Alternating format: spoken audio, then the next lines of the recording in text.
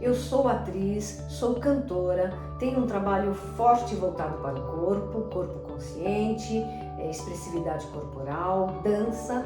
Sou também produtora teatral, mais para as minhas finalidades de montagem. E para esta videoaula, eu trago um fragmento da minha pesquisa de mestrado, que eu concluí agora em 2020, durante a pandemia. Eu fiz meu mestrado pela Universidade Estadual Paulista Júlio de Mesquita Filho, Instituto de Artes, Unesp-IA. E foi com a orientação da professora Sueli Master. De lá para cá eu venho então atuando como arte educadora e também dando oficinas de preparação para atores e atrizes. A minha pesquisa, ela é prática e ela não é aplicada no outro, ela é aplicada em mim. Então é a partir da minha experiência. E com esta videoaula, então, eu tenho a oportunidade de trazer os conceitos, de falar um pouco de algumas referências usadas nesta minha pesquisa. E a minha conclusão é que tudo é a partir do corpo, o corpo como um todo, o corpo psicofísico, corpo e mente unificado. Esse é o foco do meu trabalho. E então eu cheguei numa tríade, corpo, voz e imaginação. São 3 aspectos que eu enxergo como alicerces fundamentais para a atuação do ator e da atriz. Então eu trabalho com recursos corporais, com várias dinâmicas de movimento corporal levando à exaustão, movimentos lentos, imobilidade corporal, sonoridades, respiração, várias dinâmicas. Para colocar a atriz e o ator em um estado criativo, que é o conceito emprestado de Stanislavski, que dá nome para esta videoaula.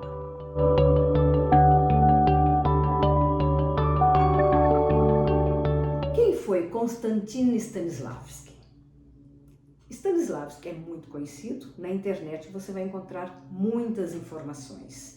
Mas eu tenho aqui, inclusive, 2 livros dele, A Construção da Personagem, A Criação de um Papel, entre outros. Eu só tenho 2, ele tem outros livros com outras traduções mais interessantes. E aqui não é o foco da aula eu falar de todo o trabalho de Stanislavski. Ele é um mestre russo da cidade de Moscou, ator, diretor, pedagogo, escritor, criador do maior sistema de estudo de interpretação e preparação de atores e atrizes, de grande destaque no século XIX e XX. Né? Então, ele é, inclusive, com um estudo continuado por Grotowski, Meyerhold, entre vários outros encenadores. Aqui, o que eu estou trazendo é apenas um conceito, né? Tirando apenas um conceito, que é o estado criativo de Stanislavski, para a gente poder falar que é pertinente ao meu mestrado, ao meu estudo que eu estou aqui explicando um pouquinho. Então, veja, esse conceito, estado criativo, tem sido revisto por encenadores e pesquisadores contemporâneos como um caminho para dimensões criativas mais espirituais. Veja, dimensões criativas espirituais. Eu estou falando de uma outra forma de olhar e de entender os ensinamentos de Stanislavski. E que vem sendo reafirmado, como já disse, dentro de um campo de preparo e treinamento para atrizes e atores hoje. É nesse lugar que nós estamos falando. O mestre Stanislavski traz em sua pesquisa uma ampla explicação sobre os sentidos que envolve a interpretação e a construção da personagem, a criação do papel. Ele fala de um baú do inconsciente cheio de imaginações criativas. E investiu também em descobrir o porquê muitas vezes elas, as imaginações criativas, chegam carregadas de condicionantes, impedindo fluir a verdade enquanto ação. Ou não chegam. Eu trago uma citação de Stanislavski.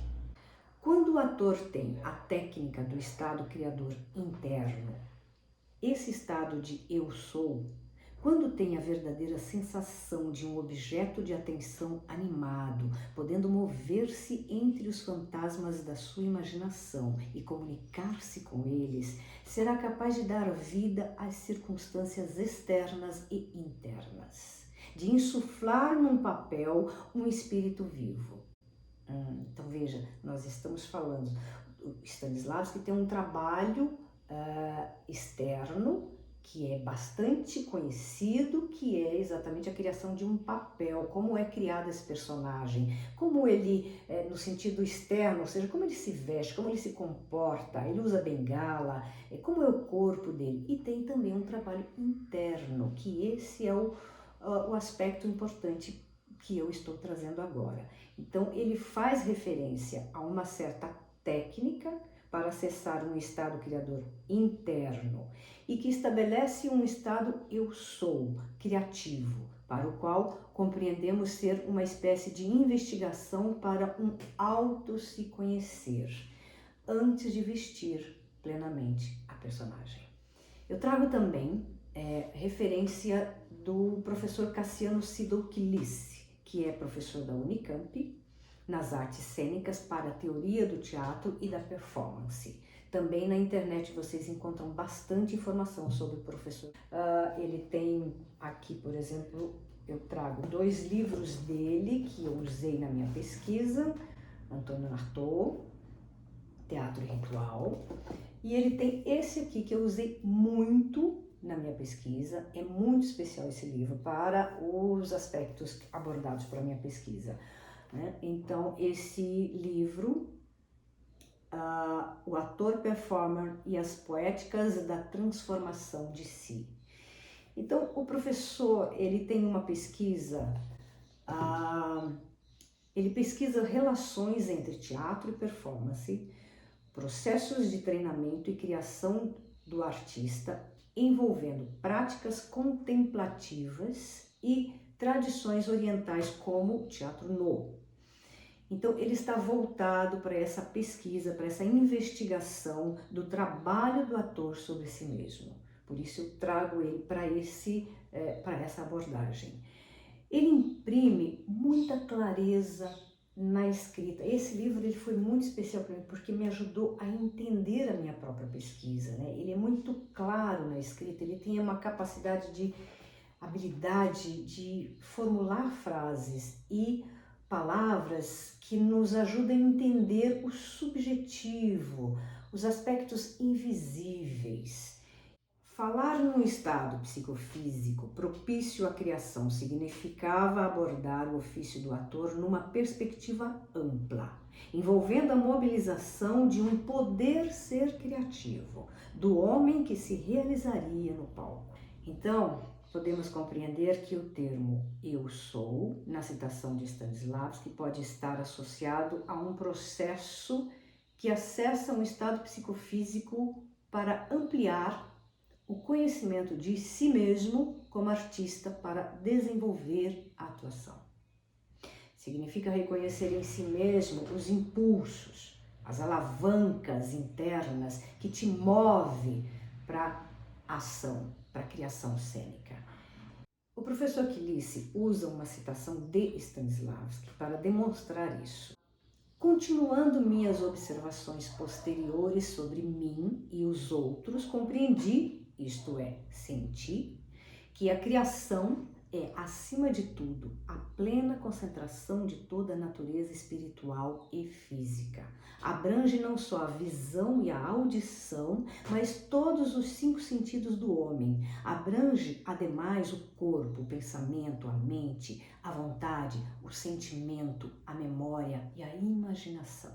Ele é inspirado a descobrir, ele quer descobrir formas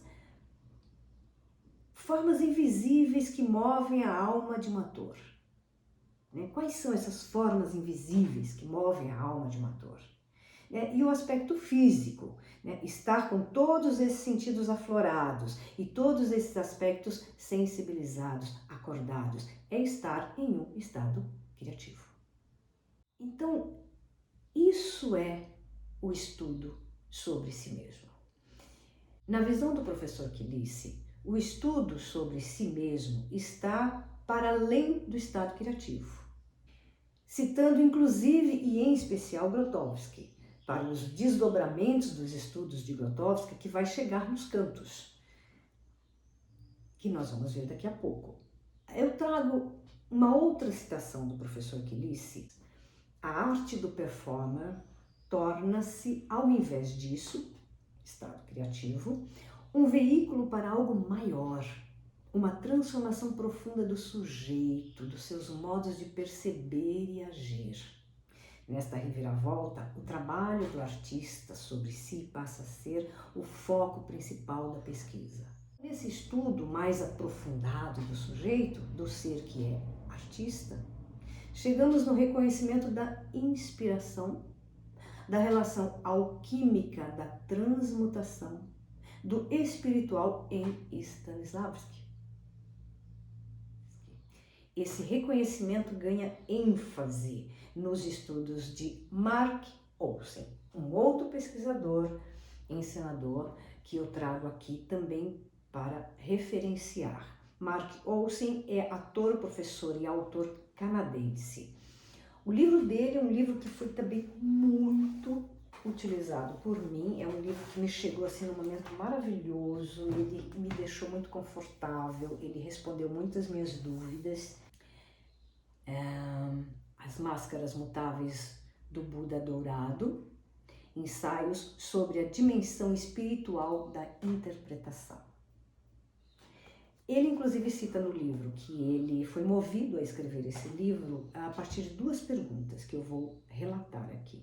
Primeiro, como pode um intérprete, no mundo atual, manter o desenvolvimento do seu poder de atuação e ainda evoluir espiritualmente?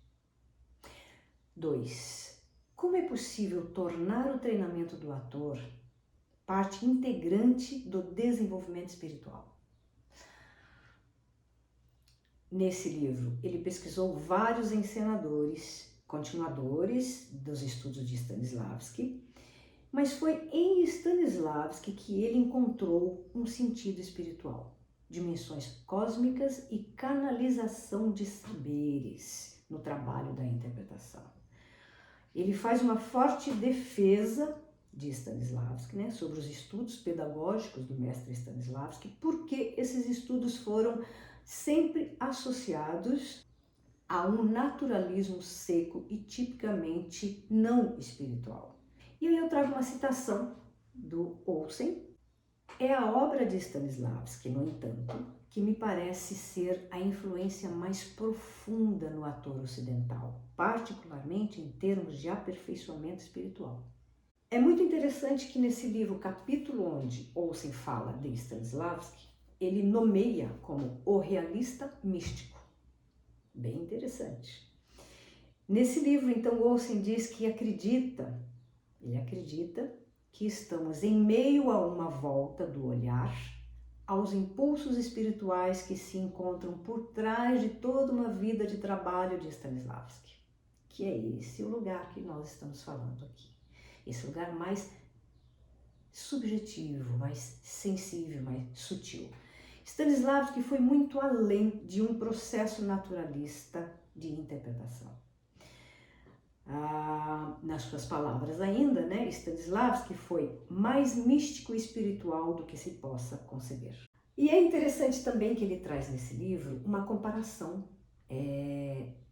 por meio de uma citação, de Gurdjieff. Ele fala de Gurdjieff. Gurdjieff também é um mestre russo, mas voltado para o trabalho de autoconhecimento.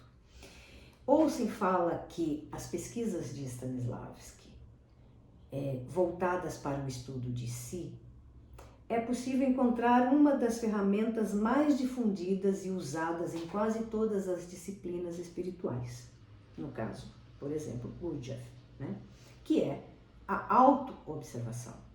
O autoestudo é o trabalho ou o caminho que leva ao autoconhecimento. O principal método de autoestudo é a autoobservação.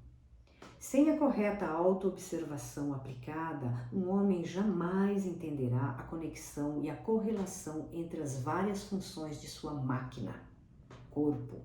Jamais entenderá como e por que, em cada determinada ocasião, tudo acontece a ele. E aí, em seguida, ele coloca a citação de Stanislavski. Se você ao menos soubesse o quanto é importante o processo de autoestudo, Então veja, de fato, Stanislavski estava familiarizado com os saberes orientais. E aí eu aproveito para trazer aqui nesse momento para vocês uma reflexão da professora Maria Thaís, professora em artes cênicas da Escola de Comunicação e Artes da USP. Ela é especializada no estudo de Meyerhold. Ela participou de um debate intitulado Poéticas da Encenação para Além dos Marcos Modernos, apresentado pelo YouTube, online, YouTube, no canal Conversas sobre Teatro e Sociedade da Universidade Federal de Minas Gerais. A professora Maria Thaís, ao falar sobre Stanislavski, diz que no início, ainda jovem, né, ao estudar a encenação do teatro russo e optar pelos estudos de Meyerhold, quando ela leu Stanislavski, traduzido pela leitura americana, apesar de bem fundamentado, diz ter adquirido uma certa recusa aos ensinamentos do mestre. Agora, inclusive, ou seja, nesse debate, ela então confessa seu equívoco sobre o entendimento do sistema Stanislavski. Então ela vem refletindo sobre isso e nos esclarece o seguinte, nas palavras dela, ela diz: o trabalho do ator sobre si mesmo está como um processo, em primeiro lugar, da experiência e, em segundo lugar, de encarnação. Experiência e carne. Aí ela resgata um termo de Stanislavski que é perigivânia, que significa literalmente atravessar a vida, como você adentra algo. Então, a imagem de Stanislavski tem a ver, nas palavras dela, com essa dimensão material e transcendental ao mesmo tempo. Mas a transcendência está na carne, é encarnado. Ressalta que certamente Stanislavski, entre descobertas e debates com ensinadores da época, no Ocidente, tinha diálogos também com o Japão e Índia, sendo a Rússia um país de passagem nesse trânsito entre esses dois países. Eu tenho uma citação de Stanislavski que traz exatamente essa constatação. Stanislavski diz: os yogis da Índia, que fazem milagres no campo do subconsciente e do superconsciente, podem dar-nos muitos conselhos práticos. Eles também se encaminham para o inconsciente através de meios preparatórios conscientes, do físico para o espiritual, do real para o irreal, do natural para o abstrato.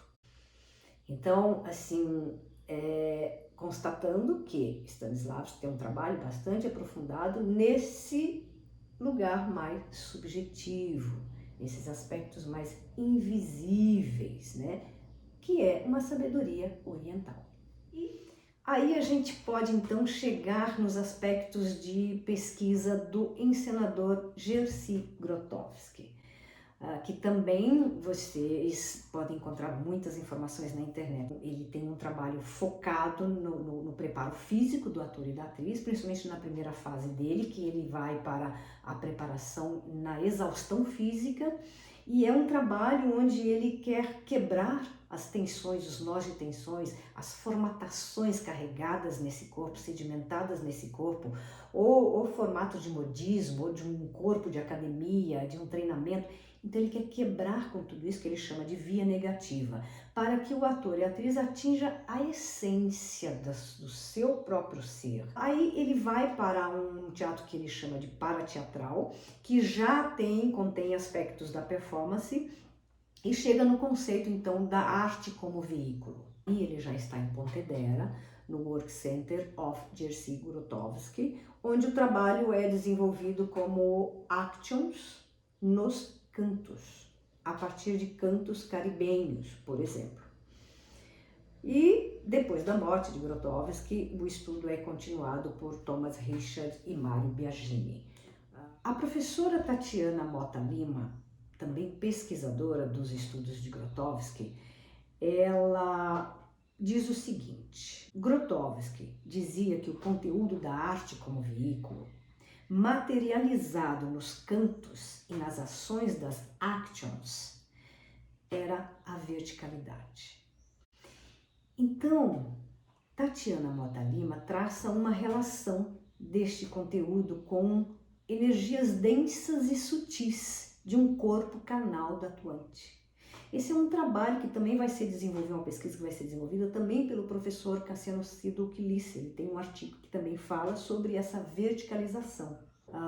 Quilice então explica com a seguinte frase: a metáfora alquímica da transmutação dos estados grosseiros da matéria em estados sutis é assumida explicitamente como objetivo último da arte de atuar.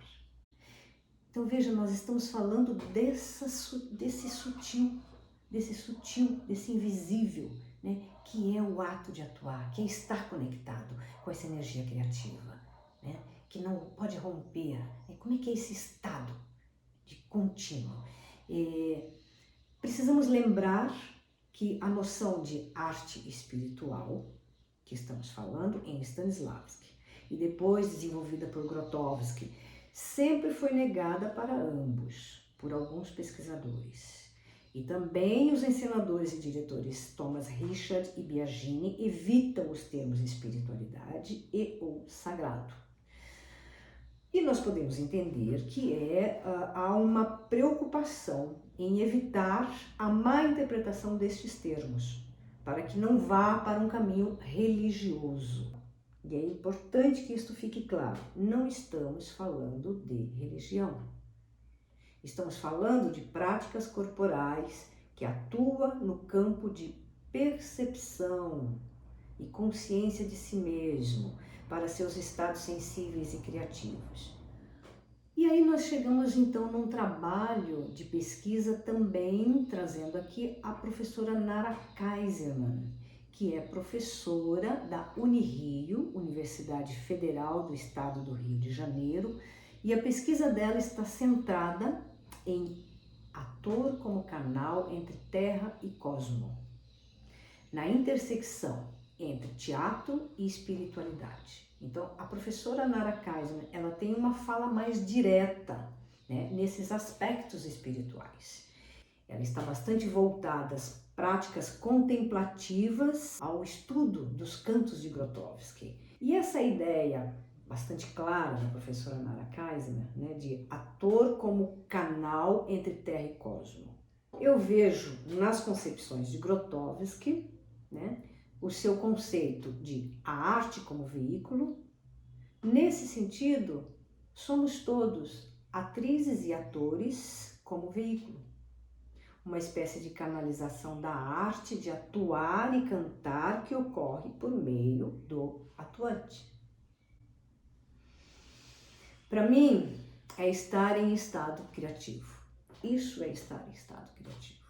Após um longo processo de estudo sobre si mesmo, você acessar esses estados sensíveis.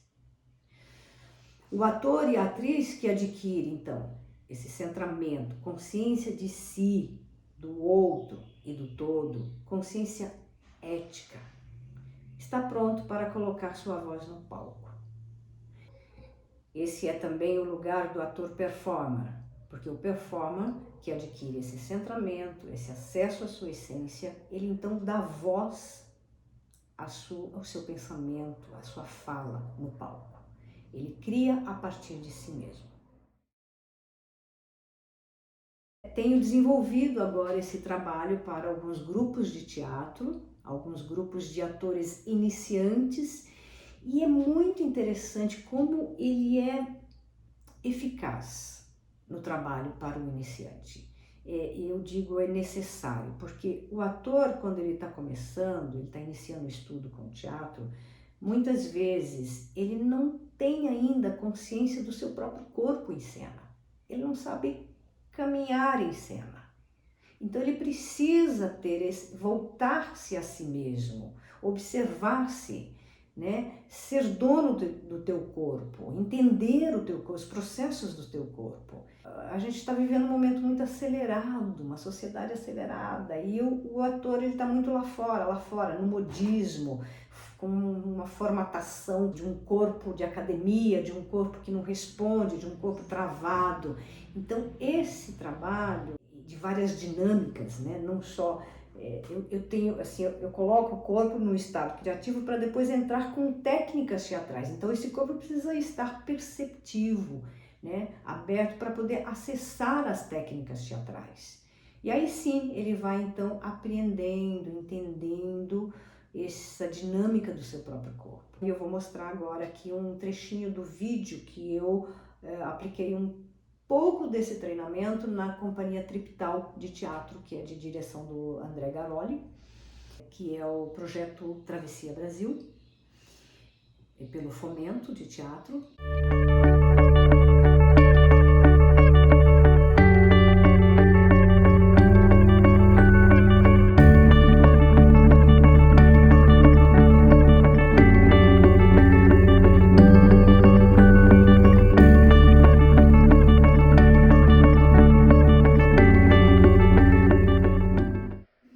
Acho que foi a primeira vez no aula de corpo que eu fiquei muito à vontade, assim, de jogar, pra mim foi uma delícia, assim.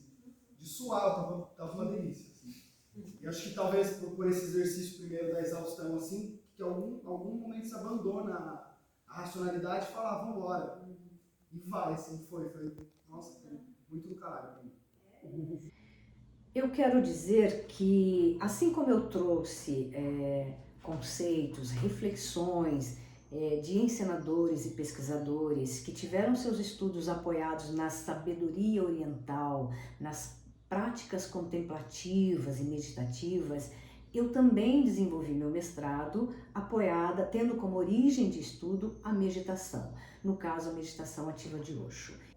Eu pratiquei essa atividade por mais de um ano, todos os dias, às vezes 3 vezes por dia, com um mestre chamado Jokamal, que faleceu em 2015 e que esteve com o Osho. Ele mesmo utilizou muito essa atividade nos seus trabalhos de preparação para atores.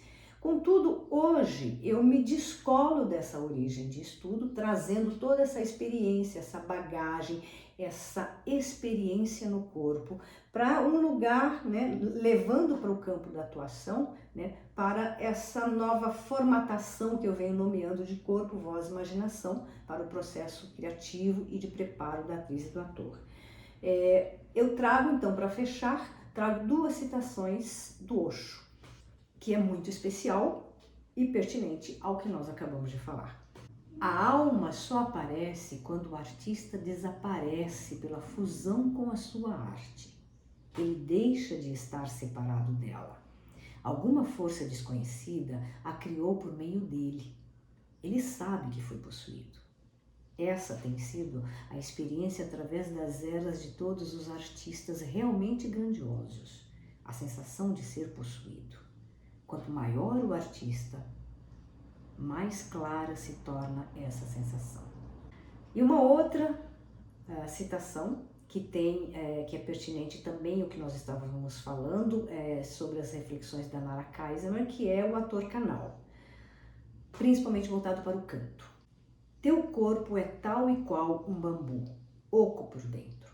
Tua pele, teus ossos, teu sangue fazem parte do bambu, mas dentro há espaço, esvaziamento. Um bambu oco torna-se uma flauta e o divino começa a tocar por ela. Então são essas reflexões, deixo aí essas reflexões, esses pensamentos, para vocês pensarem, avaliarem. Espero que essa aula tenha sido importante e seja muito útil para muitos estudiosos, pesquisadores, estudantes de teatro, jovens, para que a gente então possa aperfeiçoar cada vez mais o nosso trabalho no palco. Muito obrigada.